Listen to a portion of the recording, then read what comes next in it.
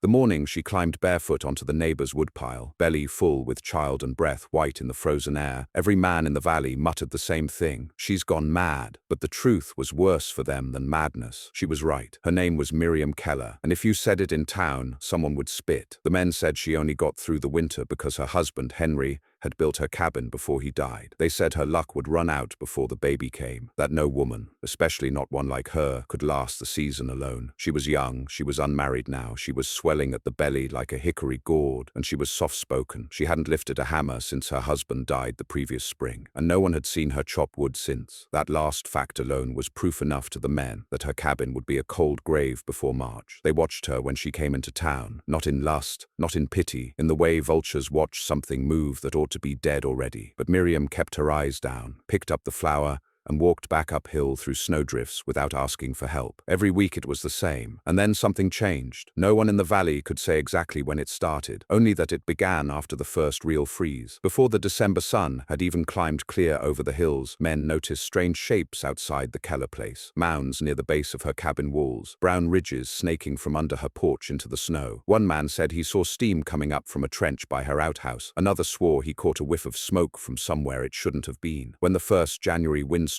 barreled in, sharp and mean like a coyote's teeth, her chimney never smoked once, not a puff, and yet 3 different men swore they saw her window glisten with frost on the outside. Their own windows were brittle with cold from the inside. Something wasn't right, but instead of checking on her, they whispered and swore and bet one another when the baby would freeze first, or if she'd just march herself into the snow and vanish. Only Tom Renner said something kind. "Leave the girl be," he muttered at Harper's store one morning. "She's got that look like a Henry used to get, the kind that means she's building something up here." He tapped his temple. "And it ain't our business till she says so." But they laughed at him too. "Henry's been dead a year," spit Cross Mason, spurs ringing as he stomped off. "She's building a grave, not a plan." They'd all regret that in time, because while their cabins fought the wind and lost, while chimneys cracked and floors grew black with frost, Miriam Keller sat in a quiet cabin, with bare feet on a floor so warm she wept, and not a single man in the valley understood how, not yet. She hadn't meant to outsmart anybody. When Henry was alive, she never cared about the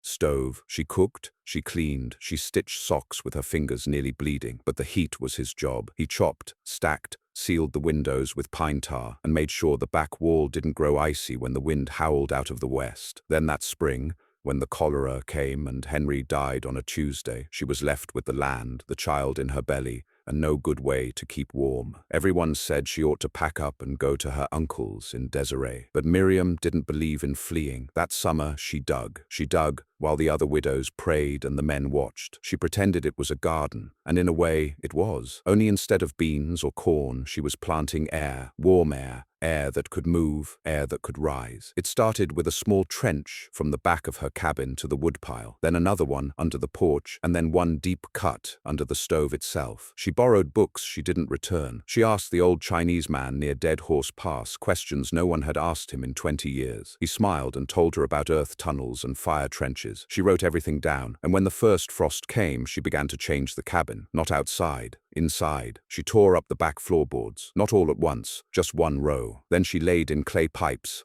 low and round, the kind men used to drain fields. But these weren't for draining. They were for holding heat. Each was buried in sand and stone dust, one leading into the next like breath through a flute. She packed them tight, sealed them with ash and clay paste, and connected the starting end, quietly, secretly, to the belly of her stove. That fall, her cabin didn't creak when the others did. It didn't groan in the night. There was no sharp sucking sound when you opened the door. The warmth didn't rise fast and vanish. It stayed. It circulated. By the time the first snow blanketed the valley, her walls had a kind of softness to them, the kind you couldn't see, only feel, like a blanket wrapped around a newborn. It was Tom Renner who noticed first. He came up to trade salted venison for flour, and found her splitting bark with a dull blade by the well. The snow around her porch was soft, sunken, not the jagged, frozen crust it should have been. And her cheeks weren't red from cold. Her breath steamed, yes, but not heavy, not like his. She didn't look miserable. She looked rested. "Your stove run hotter than the rest of ours?" he asked casually. She glanced up, her brown hair pinned under a knit cap,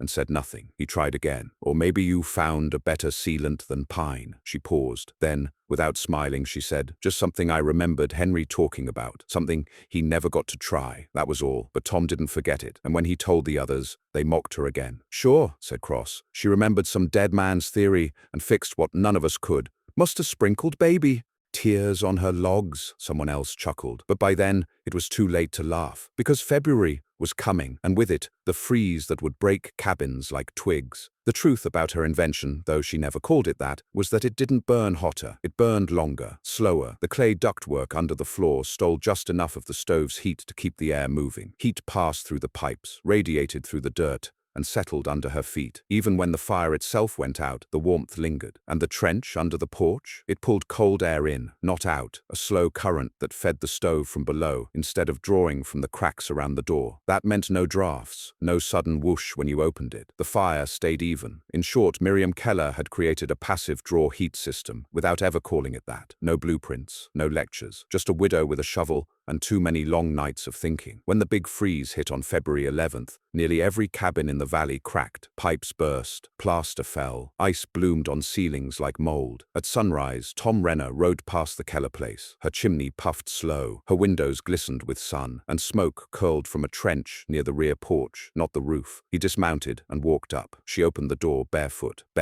in February. Behind her, the baby stirred in a cradle built of padded quilts and lined with rabbit fur. The floor, he could see it, was not the usual drafty plank. It was clay-lined, tight as a drum, and her cheeks, Lord above, her cheeks were glowing. "Do you need anything?" she asked kindly, like she hadn't heard what they all said about her. Tom cleared his throat, removed his hat. "No, ma'am, just checking the trail." She nodded. "Well, if you do need anything," she added gently, "I've got warmth to spare." He walked off red-faced, and she closed the door on the cold. But the rumors didn't die. They spread like fire in Pinewood, and soon every man in town was sneaking glances up the hill at the widow they'd once called good for nothing. Because now they all wanted what she had, and she wasn't giving it away. The wind didn't break for 5 more days. It came down from the mountains like a curse, barreling through the gulches and sweeping across the valley floor with a hunger that didn't rest at night. It shrieked through the eaves of every home, curled its fingers under door frames, rattled window panes, and froze water pails left too near the walls. The thermometer at Harper's store cracked clean down the middle on the 2nd day, the mercury frozen stiff, and on the 5th morning, a boy died. His name was Eli Marks, barely 5 years old. They found him curled by the hearth in his family's cabin, teeth blue, skin stiff. His mother had stacked logs till the pile outside collapsed from weight, but it hadn't been enough. The fire gave off light, not heat. The walls leaked, the roof moaned. The boy had laid down beside the flames and never gotten back up. That was the moment everything changed. Not gradually, not over time. It changed that day. Every man who'd laughed, whispered,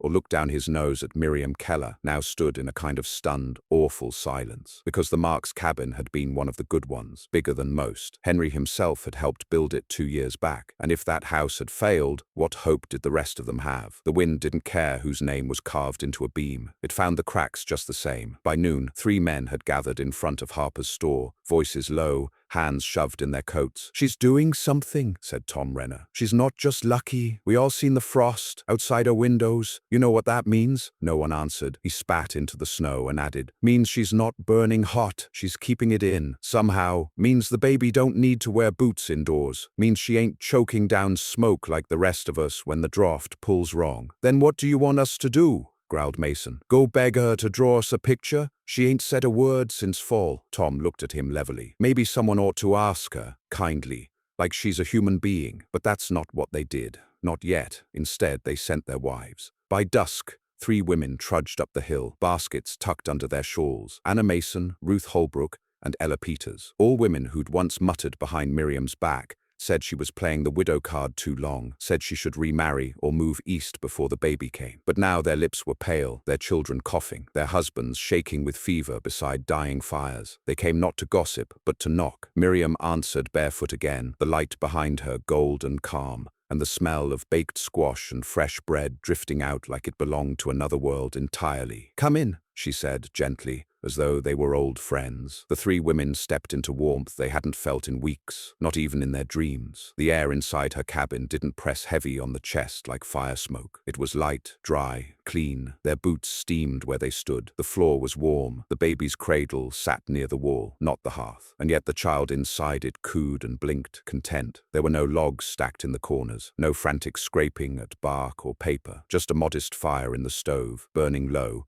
with no whistle or gust of air behind it. Anna Mason, who'd lost 2 goats to frostbite the day before, opened her mouth, but found nothing to say, so Ruth spoke first. "Miriam, what is this?" Miriam blinked slowly. "It's just the cabin." "No," said Ella, voice cracking. "It's not. Ours don't feel like this, not even at noon. With the fire going strong." Miriam moved to the baby and wrapped her in a thicker quilt. "It's just something Henry used to talk about," she said again. "He read books, drew little pictures sometimes, said there were smarter ways to keep heat in, but we never tried." "And you tried," Ruth said, almost to herself. "I had to." None of the women spoke for a moment. Then Anna stepped forward, lowered her voice and asked, "Would you show us?" Miriam looked at her, not with anger, but not with warmth either. "You mean how it works?" "Yes." Miriam's eyes flicked to her baby, then to the door, where cold light still shone through the window panes. "I'll show you one thing," she said. She walked to the stove, knelt, and lifted the panel at its base. Behind it, they saw not just the familiar firebox, but a hollow pit lined with red stone and packed clay. A round pipe ran from its side,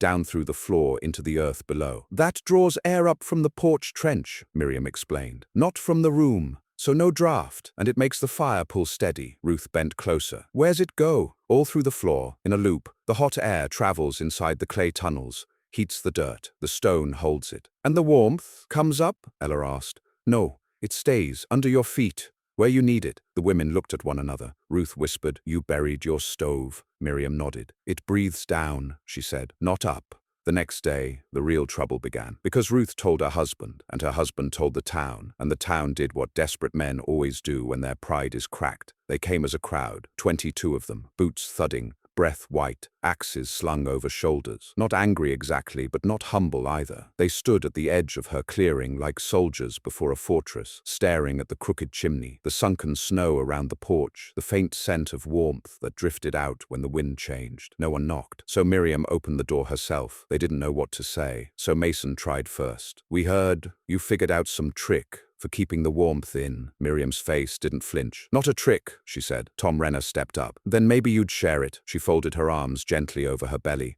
which had grown rounder now, almost full. "Didn't share your axes when Henry died." The men shifted uncomfortably. "Didn't share your horses or your labor.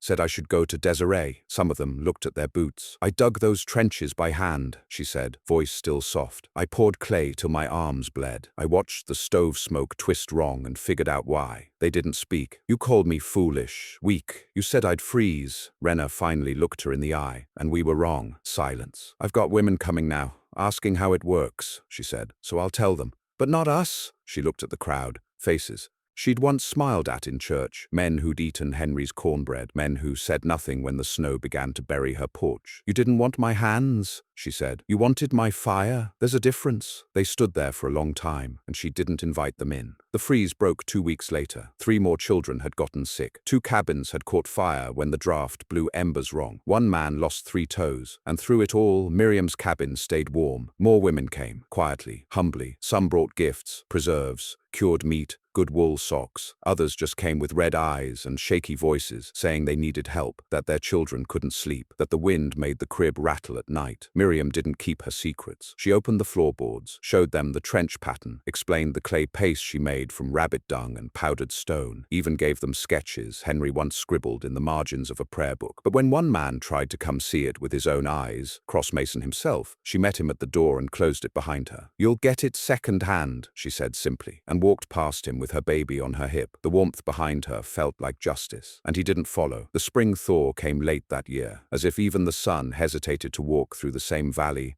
that had turned so cruel in winter. The snow receded slowly, coughing up dead tree limbs and splintered shingles, half-buried kindling and the frozen remains of a dog someone had chained up and forgotten. Fences sagged. Barn doors leaned from rusted hinges. A few cabins hadn't made it at all, just collapsed into themselves like sick animals curling to die. But the Keller place stood straight, It didn't look fancy. It didn't look stronger than any other home. The porch steps were crooked. The woodpile was down to the last 2 logs. The chimney tilted at a slight lean, like it had shrugged off the cold itself. But inside, the child still lived, and the mother walked slow and full-bellied from corner to corner, her feet bare on warm floors, her fingers tracing the quilt seams that hung by the bed. Miriam Keller had done what none of them had thought possible. She hadn't just survived the winter, she'd beaten it, and now she stood at the center of a quiet storm, because word had spread farther than she ever intended, past the valley, past the mountains, all the way to the mining trail east of Clear Creek, where men with dry hands and dusty coin purses leaned across poker tables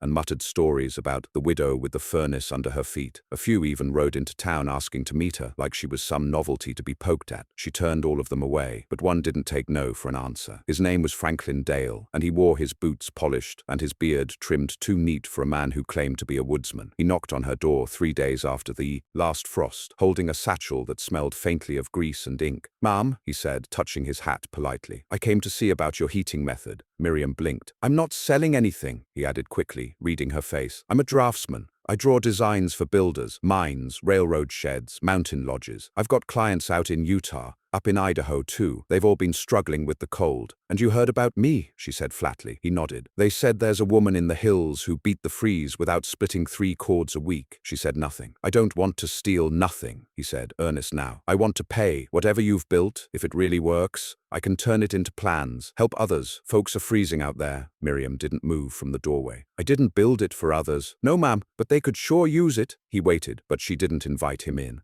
That night she sat by the stove, her child asleep in her lap, and stared at Henry's old prayer book. The margins still held his sketches, looping clay paths, notes about thermals, scribbled equations he never quite finished. They looked like nothing to most people, but to her they were sacred. She turned the pages slowly. If she gave it away, if she let it go, what would that mean? What would Henry say? What would she become? But she also remembered Eli Marks, a 5-year-old boy who had died 3 cabins over while men with dry hands mocked her in silence. She stared at the stove until the coals looked like eyes, and in the morning she rode into town. They didn't expect her. She walked into Harper's store just as Cross Mason was haggling over a bag of salt pork. His voice caught the moment he saw her. Miriam didn't flinch. "I need paper," she said. Harper blinked. "How much?" "A lot. Long pages. The kind for charts." He pointed. She paid. And before the men could even gather their questions, she was already outside. She didn't stay to explain, but word spread within the hour. The widow was drawing something. For the next 5 days, her chimney smoked again. Neighbors watched from the hills, from the trail, from behind fence posts and wagon sides. No one dared knock, but the signs were clear. Ink stains on her sleeves, candlelight long past midnight, silhouettes of her pacing past the window with paper rolled under her arms. On the 6th day, she came down the hill with a bundle tied in cord. At the church, at the store, at the schoolhouse, she left a single copy at each, sketched by hand, not printed, bound with twine, titled in quiet, sharp ink, Thermal Ground Circulation System, Observations and Method by Miriam Keller. No signature, just that. Inside were everything she had discovered: the depth of trenching, the width of the clay flues, how to pack ash for thermal sealing, where to place draw vents and when to shift the air, channels for summer cooling. She even described how the stove had to be sunk 3 inches lower than standard for best circulation. Each page was clear, labeled, and brief. It was the most valuable set of drawings ever produced in the valley, and she gave it away. That Sunday, Tom Renner found her sitting in the back pew at church,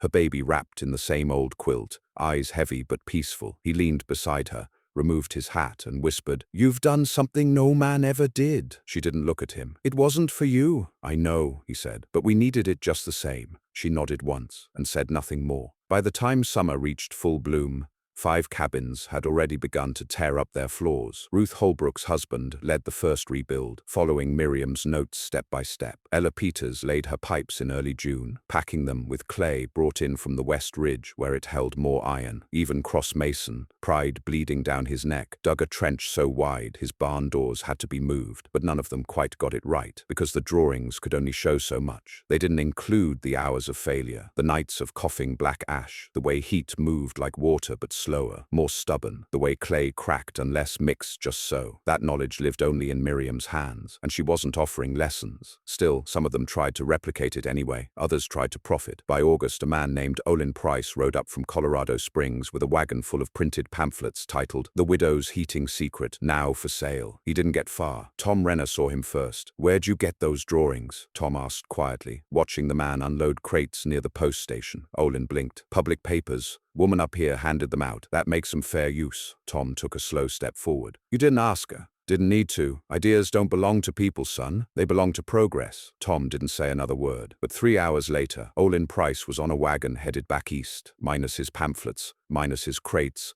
and minus the teeth he'd used to grin. The valley had changed. Miriam's name now held weight, and none of them were about to let an outsider soil it.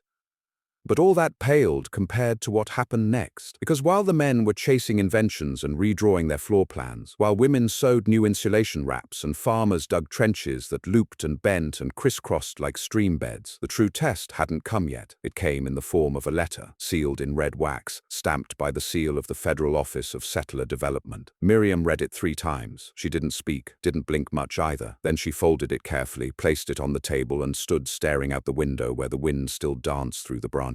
They were offering her land, not payment, not medals, not pity, land for the child. It was to be a reward, they said, for advancing cold region development techniques. They wanted to send a photographer, a journalist, an architect. They wanted to see the womb of innovation, one phrase read. Miriam burned that letter in the stove before sunset, because that was never the point, and because wombs weren't built for profit. They were built for birth. That autumn, she gave birth to a girl. The baby came fast, red-faced and fierce, wrapped in a quilt still warm from the clay-lined bed platform. No doctors, just Ruth and Anna, and a room that smelled like bread and soft stone. They named her Clara. No last name, not right away, because Miriam didn't know what legacy she'd be handing down just yet, but she knew it wouldn't belong to men who only knocked after the storm. It would belong to women who stayed warm when the world told them to freeze. By the time Clara Keller was old enough to crawl, the map of the valley had already changed. Not the mountains, not the creeks, but the homes, the shapes of the cabins, the way people built now, lower to the earth and broader at the base, with porches sunk and floors raised not up but down. The old blueprints were thrown out. New ones bore quiet mimicries of Miriam's system, some faithful, some foolish, but all trying,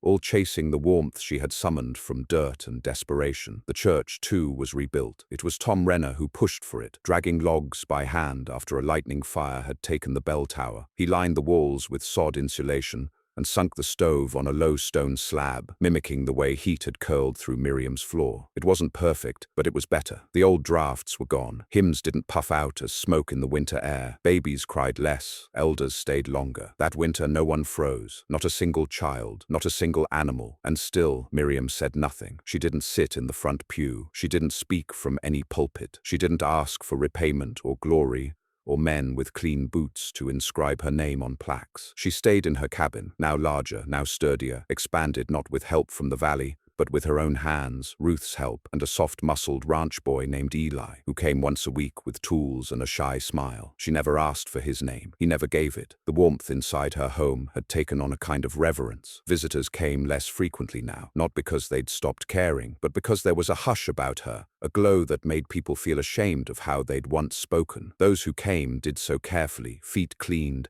hands clasped, asking not to see but to learn. And Miriam taught quietly, sparingly, but with a softness that never once resembled pride. She taught that clay could crack if rushed, that ash must be dry or the whole system would sweat and sour. That heat was like a wounded animal, easy to frighten, hard to keep. And most of all, she taught why the system worked. Because the warmth didn't race to the ceiling. It stayed where it was needed. It lived near the skin, under the feet, behind the knees at night. It lingered, which is what the men had never understood. They had wanted power, not persistence. Bigger fires, louder drafts, roaring stoves that howled up smoke like cannons. But all that heat went up. All that fury scattered. What Miriam had built was the opposite. A system of holding, not expelling. It burned gentle. It burned deep. And it held. The spring thaw that year came smooth and early. For once there was no flood, just a trickle down from the ridge, and a softness in the ground that made the wild onions grow 3 weeks ahead of schedule. People said it was a sign. Some said Miriam had changed the whole weather of the place. She hadn't, but she had changed the people. For the first time in memory, The valley gathered in one place, not for a death, not for a storm, not even for a sermon, but for a build. It was Anna Mason's idea. "We've got enough timber," she said. "We've got hands." "For what?" someone asked. "For a proper schoolhouse, with floors like hers." No one laughed, so they built, and Miriam's name faded, not into obscurity but into foundation. The way stone fades when it's part of the house now, no longer the miracle,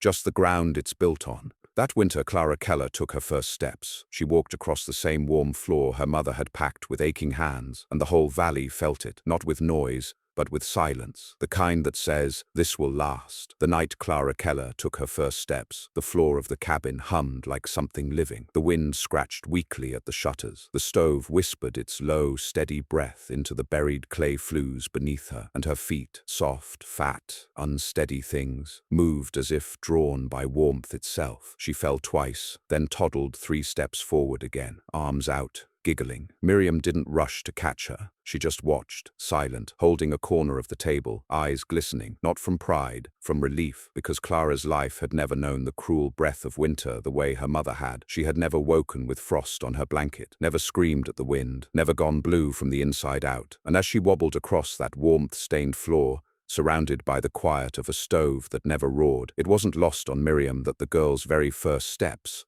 her very first movement in the world, were only possible because of an idea no man had believed in. Outside, snow began to fall, slow at first, then heavy, but inside, the world remained soft, still, alive. Winter returned that year with the same fury it always carried, but something had changed in the valley. Nobody said it out loud, but it was her winter now, Miriam's, not because she'd claimed it or stamped her name into the frost, but because the old ways had melted out from under them. The sharp-breathed panic that used to come with the first freeze, gone. The desperate rush for cords of wood, the blind trust in roaring iron-bellied stoves, the smoke-choked nights praying walls wouldn't crack. They belonged to another era. Now, heat was slow, deep, measured. Now, floors didn't bite. And it wasn't just the warmth, it was the order of it, the logic of fire, reimagined by someone who hadn't been blinded by tradition. She hadn't tried to fight the cold with fury. She'd welcomed it, understood it, and designed something around it. A woman, alone, with nothing, with less than nothing, they'd once said. And yet here they were, Clara toddling across a warm floor, and the men who had sworn she'd fail now sat in cabins lined with quiet heat, staring into stoves they no longer fully understood, whispering to their wives how they always knew she had something clever going. They didn't, and she never corrected them. By midwinter, she'd stopped taking visitors entirely. It wasn't that she'd grown bitter or proud, it was that she had nothing more to give. The drawings were public now. The design had been adapted, improved upon, modified for barns and blacksmith shops, and even train depots. Someone in Fort Laramie claimed to have revolutionized it by lining the clay with iron, though the result often cracked under freeze, and sent more than one man back to the original notes in the church attic. The ones written by hand in a pregnant woman's slow, neat script. Miriam knew, but she said nothing, because her work was done. Not in the sense that it would never be improved. It would, it already had, but the part that was hers, the part that came from solitude,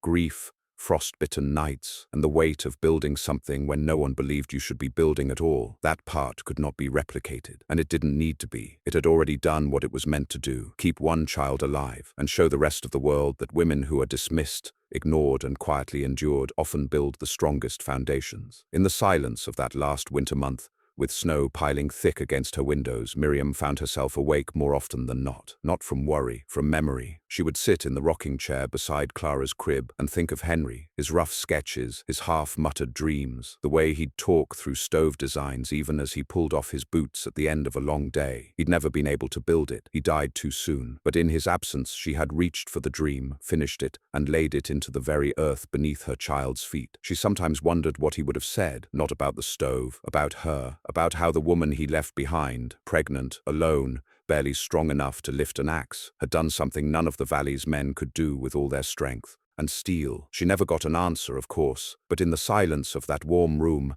with her daughter breathing steadily and the fire humming in its clay-lined throat, she thought she could feel one, a kind of quiet nod from the dark. Years passed. Clara grew, The cabin grew, and though Miriam never claimed any title, never wrote another page, never gave another lesson, her design spread farther than anyone expected. A priest who passed through one summer carried her notes east to Pennsylvania, where coal miners dug warming trenches beneath their homes. A schoolteacher from Wyoming rewrote the method for adobe clay and used it to heat classrooms in the desert freeze. A traveling architect who never even met her drew a pamphlet about subfloor air convection in low-fuel frontier settlements that got passed all the way to St. Louis. Each time it changed hands, her name faded a little more, but the method stayed, and in every version, every adaptation, every drawing, every field-tested blueprint was the same principle. Don't burn harder, hold longer, don't chase heat, keep it, don't fear the cold, understand it, and don't ever tell a woman she can't build something just because she doesn't raise her voice. They asked her once, years later, to speak at a township gathering, a celebration of the new civic hall, built with underground trenches lined just as hers had been, with a stove placed on a sunken plinth that fed warm air through the meeting room's floor. They offered to send a carriage, promised a warm meal, promised a seat at the front. She sent no reply, but she did send Clara, and the girl, barefoot, 19, bold where her mother had been quiet, stood before a room full of men and women and said this: "My mother once built something when no one believed she could. She didn't build it to impress you. She didn't build it to be praised. She built it because her child was coming, and the fire wasn't enough. She built it because survival isn't loud, it's slow, it's steady, it's beneath you, like a floor, like the ground, like everything you take for granted." They didn't clap, they stood, and the warmth in that room felt almost holy. Miriam Keller died 5 winters later, not of the cold, never of the cold. She died in her sleep on a floor still warm, beside a stove that hadn't roared in over 20 years. She was buried on the hill behind her cabin, in a simple plot with no stone. But when the snow fell that night, it melted a little faster there, and no one could quite explain why. Some said it was superstition. Others said heat still lingered in the earth beneath her. But Clara knew. She walked barefoot through the frost to her mother's grave and sat beside it in silence. And she remembered something her mother had said once, almost offhand, years ago. "The ground remembers, Clara, if you teach it how." And it had. It had. No one called her good for nothing again. Not because they learned better, because they never forgot.